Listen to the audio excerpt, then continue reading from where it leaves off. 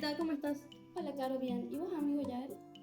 Todo bien, Lara, por suerte. Estamos acá en el primer episodio de la tercera temporada de La Mirada Adolescente. Así que bueno, Luciano, contanos un poco de qué vamos a hablar. Bueno, vamos a estar hablando sobre la mirada que tienen nuestros padres de la adolescencia nuestra y cómo nosotros la vivimos particularmente. ¿Ustedes qué piensan? ¿Los adolescentes deberían ser tratados más como niños o como adultos? Y yo creo que, desde mi punto de vista, ¿no? Dependiendo de la edad que tenga, por la que esté pasando su adolescencia, cómo se merece ese trato. Pero, de mi punto de vista personal y de mi edad, ya creo que estaría bien que nos vayamos acostumbrando a unos tratos más como adultos o que nos sumen responsabilidad más como adultos, que nos encaminen hacia lo que nos prepara para el futuro. Sí, yo creo que también depende mucho del contexto. Porque, por ejemplo, yo prácticamente crié a mi hermana e hice el papel de padre. Pero no fue por decisión de mi papá ni por decisión mía, fue por lo que pasamos. Claro, sí, sí. Entonces tiene mucho que ver eso también. Sí. Sí, la verdad yo creo que también depende mucho de cómo esté formada la familia, porque no es lo mismo un adolescente que es hijo único, que tiene solamente un hermano, a adolescentes que tienen hermanos menores, ya que quizás sin que los padres se den cuenta, le ejercen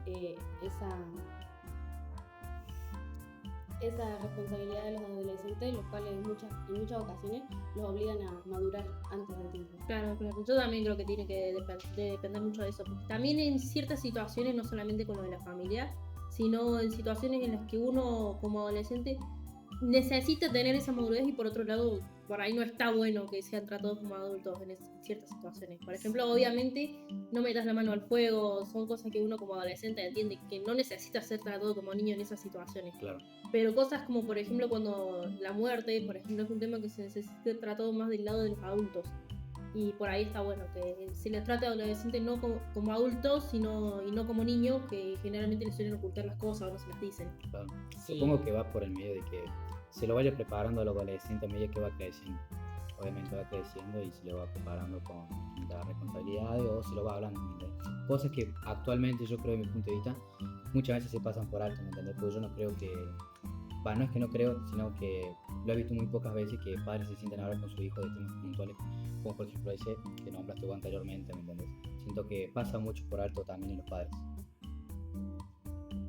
Sí, es verdad, hay muchas ocasiones en las que los padres se pasan por alto esos puntos y también es muy feo cuando un padre obliga, sin darse cuenta, a un hijo a madurar antes de tiempo, pero después quiere venir a tratarlo como un niño. Claro. Y esas son cosas que al adolescente le da bronca.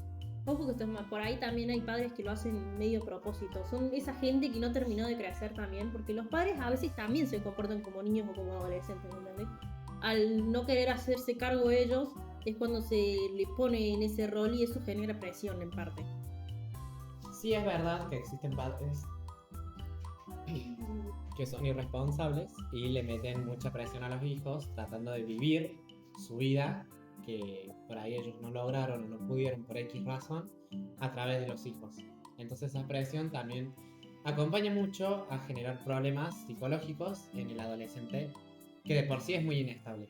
Sí, aparte también están esos padres que en vez de apoyarlo, consolar o ayudar a los hijos en lo que son los sueños o los problemas que tienen, los cortan o los evitan. Por ejemplo, no sé, alguien que haya querido jugar al fútbol y le cortaron las alas, boludo, y le dijeron que eso no le daba, que eso no le hacía, y en vez de apoyarlo y dejar por ahí que a lo mejor sí podría haber pasado eso, pero que se estrelle solo. Y hablando de un caso puntual, bueno, a mí en particular me pasó eso con mi papá. Y de mi experiencia propia, lo veo como algo bastante duro y feo. Y que muchas veces que tu propio padre que te corte las alas, o tu propia madre, tu familia, digamos, la persona cercana que vos tenés, que vos decís, tengo esa confianza con mi papá, le cuento, pa, yo quiero ser esto, quiero ser... Y que te diga, no, pero capaz no es para vos, capaz esto, puedes intentar otra cosa. Que te lo digan de manera indirecta, ya sabes que te lo están diciendo de que justamente para ellos parece que no es para vos. Sí, eso es re feo, y más cuando un adolescente es una persona muy inestable, que necesita más que todo que sus padres estén ahí. Y aunque no nos demos cuenta fuera de charla, los adolescentes necesitan constantemente la aprobación de un padre para saber si están haciendo bien las cosas. Bueno, pero en esos casos, ¿de quién sería la culpa? Porque si un adolescente es inestable, eso no es como que se nació así. Algo pasó ahí. Sí, la verdad yo creo que tiene mucho que ver con las bases de cómo fue criado. Porque, por ejemplo, un adolescente que fue criado a base de etiquetas, no puedes ser esto, sos esto, no servís para esto, o que, por ejemplo, más puntuales. Ay, sos un inútil, ay, sos una estúpida. Por ahí, cuando es niño, el padre busca de decir, che, basta, cálmate. Pero lo etiqueta y eso queda de por vida. Pero ¿qué sería inestable? Porque hay muchas, o sea, es una característica que puede ser muy distinta para cada adolescente. Yo creo que va más por el lado de inestabilidad emocional, que ya sea mental o psiquiátrica. Sí, yo también creo que se refiere más a las cosas, por ejemplo, las que uno no puede sobrellevar. Por ejemplo, no está bueno por ahí ver a esos chicos que reciben una mala nota y boludo, se largan a llorar, ¿me entendés? Pasa algo ahí, porque sí puede pegar fuerte si es en algo que vos te esforzaste un montón, pero ¿qué pasó ahí? Porque no me parece algo tan grave como para generar esa reacción. Sí, buen punto. Yo creo que también va por eso. Y particularmente que si hablamos de justamente una mala nota, ¿no? Tiene mucho que ver. Y bueno, también yo creo que va mucho por la presión de los padres, que también va mucho por la presión de los padres, ¿no? Porque, por ejemplo, un padre, si yo te pone a pensar, yo por ejemplo pongo a pensar, digo, ¿cómo habrán sido mis padres en el colegio? Habrán tenido la misma presión que ellos tenían, que ellos me ponen a mí, ¿me entendés? Y yo sé que yo me tengo que esforzar al máximo, ¿me entendés? En la escuela. Entonces yo me esfuerzo, pues si yo me saco una mala nota, yo después sé que tengo, aparte de una recaísima pedo mal, tengo después que saber sobrellevar y mentalizarme y decir, bueno, saqué una mala nota, ahora cómo hago, sabiendo que llego a mi casa, de cada pedo, tengo que saber cómo levantar esa nota, tengo que seguir con mi vida, ¿me entendés? Y es mucha presión desde mi punto de vista. Yo creo que, bueno, eso depende también de los padres y cómo se lo tome el adolescente. Yo, cuando empecé el secundario, sí lloré cuando me saqué un 6 y eso que había probado, pero lloré todo el camino a mi casa. Pero ahora, la verdad, o sea, no me importa.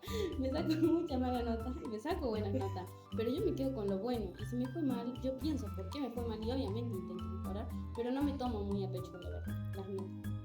Bueno, es algo que a mí me pasó a principios, primero, segundo y la primera mitad de tercero, que fue la exigencia de mi papá sobre las notas. Él me exigía mucho a mí y yo dije, bueno, no es tan difícil el colegio, lo puedo sobrellevar.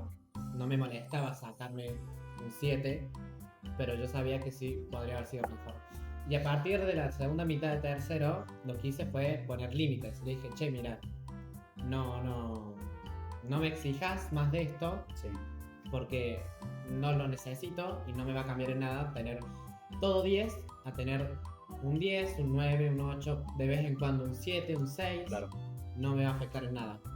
Claro, bueno, es que eso es todo un proceso, porque al final no empieza solamente que en la secundaria te dio miedo sacarte malas notas, sino que empieza desde la primaria. Yo personalmente nunca me afectó ese de si me saco un 6, si me saco un 4, si me saco un 5. Nunca lloré por eso, pero yo calculo que es más porque cuando yo era chica, a mí mi mamá, por ejemplo, me sacaba un Osati, que era una de las peores notas que podías tener en la primaria. La verdad que sí. Y no me decía nada, ¿me entendés? O sea, me decía, bueno, la próxima lo levantás, ¿me entendés? Entonces ese miedo nunca lo generé. Pero por ejemplo, en el caso de ustedes, yo calculo que ese es algo que venían arrastrando de la primaria.